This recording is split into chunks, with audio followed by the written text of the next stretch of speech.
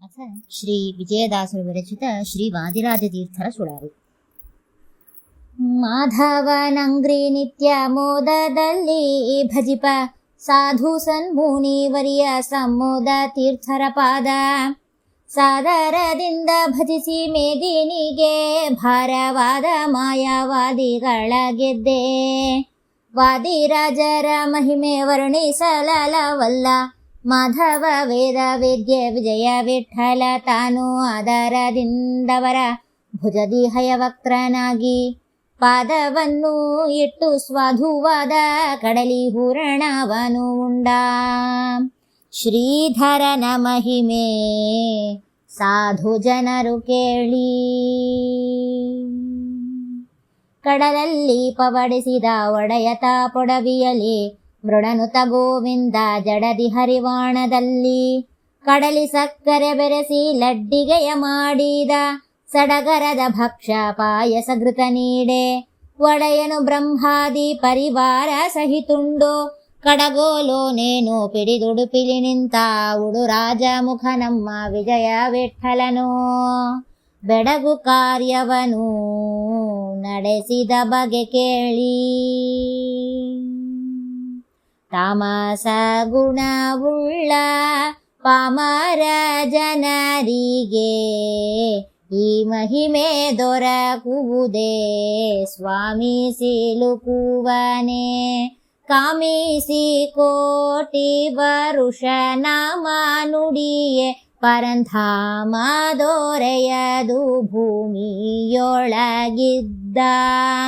ಭ್ರಾಮಕ ಜನರಿಗೆ ವಾಮದೇವನೇ ಹಿರಿಯನೆಂದು ಬುದ್ಧಿಯ ಕೊಡುವ ಕಾಮಾರಿ ವಂದ್ಯ ನಮ್ಮ ವಿಜಯ ವಿಠಲನು.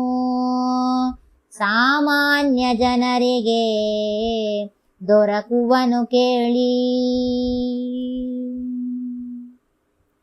ಅಜಸತ್ಯ ಲೋಕಾಧಿಪತ್ಯವನ್ನು ಮಾಡಿ ದಿಗ್ವಿಜಯ ಮಾಡಲು ಪುರಕ್ಕೆ ನಿಜ ಸುಜ್ಞಾನ ಪೂರ್ಣ ಪ್ರಜ್ಞಾರೆಂಬೋ ಮುನಿಯು ಜಪದಕ್ಕೆ ಬಂದು ಅಖಿಳರ ನಾಳಿದ ನಿಜವಾಯು ಹನುಮ ಭೀಮ ಮಧ್ವ ನೆನೆಸಿದ.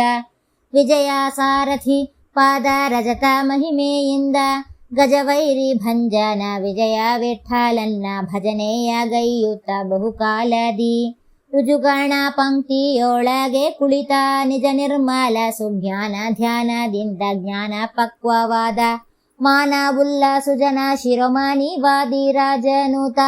ನಿಜವಾಗಿ ಪೊಮ್ಮಾಂಡಪುರದ ಸಾಧಕದಿಂದ ಜಪಾದ ಸಲ್ಲದು ಲೇಷ ಸಂಶಯ ಬೇಡಿ.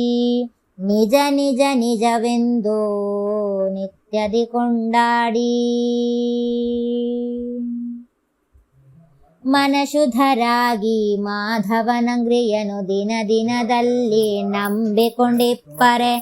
ಅನವರತಾನಂದ ಗುರು ಮಧ್ವರಾಯ ದಿವ್ಯವನ ಜಪದಂಗಳ ಸ್ಮರಿಸಲು ಹನುಮೇಶ ನಮ್ಮ ಸಿರಿ ವಿಜಯ ವಿಠಲ ತಾನು.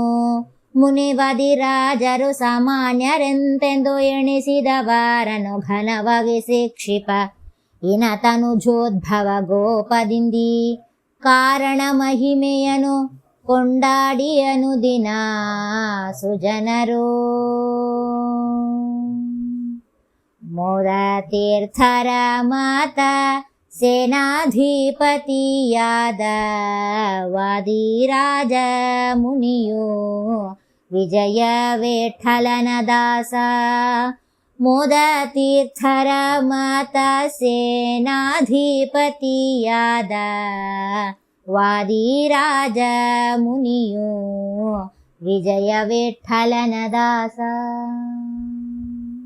ಶ್ರೀಕೃಷ್ಣ.